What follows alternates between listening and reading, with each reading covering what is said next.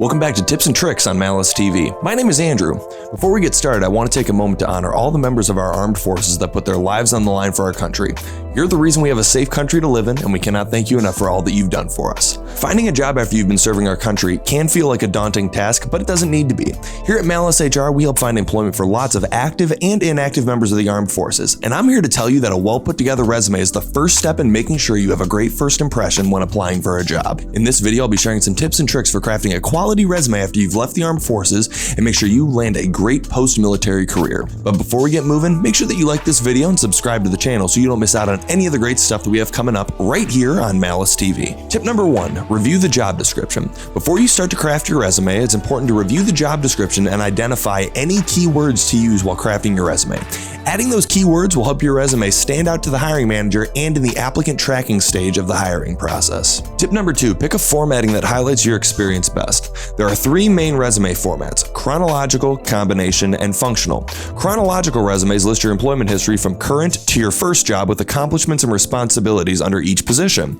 A combined resume lists the skills that you've gained in various work environments using a job history format.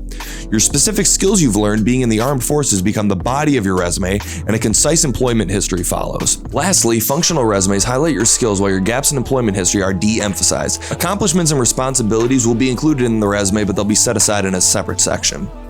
Your best choice of resume format depends on whether you have served in a traditional or non-traditional role in the military. If, for example, you served as an electrician or a mechanic or some other traditional role, and you intend to seek work as an electrician or a mechanic, then a chronological resume is likely a good choice for you. If, on the other hand, you served in a non-traditional role like artillery, paratrooper, or rescue swimmer, then your best choice is likely a functional resume.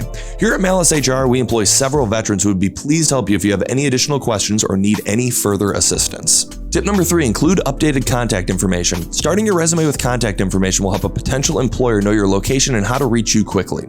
Your contact details may include your name, phone number, email address, and the city and state where you live. Be sure to include this on top of your resume to make it easy for a hiring manager to locate if they want to contact you and schedule an interview.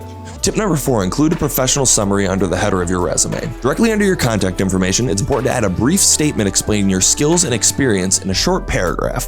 This should be short and concise. You do not need to write a book for this section. A few short lines about your relevant experience outlining the transferable skills you can bring to the role will go a long way in adding an extra level of professionalism to your resume.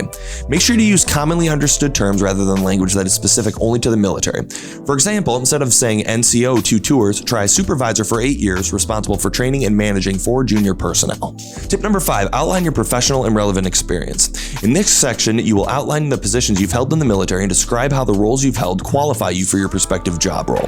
While the job you're applying for may be a civilian role, it's very important to list your roles in the military because it can show the employer that you're prepared to handle the responsibilities and tasks associated with your new career.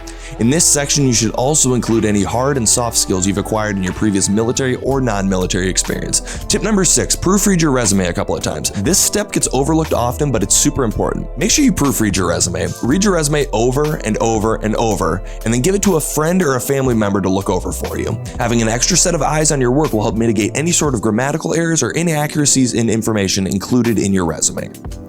If you follow these tips and tricks, you'll have the skills to start crafting a great resume for your post-military career. If you need any help or have any questions, please feel free to drop a comment below or send us an email at info@malichr.com. We are more than happy to help you out.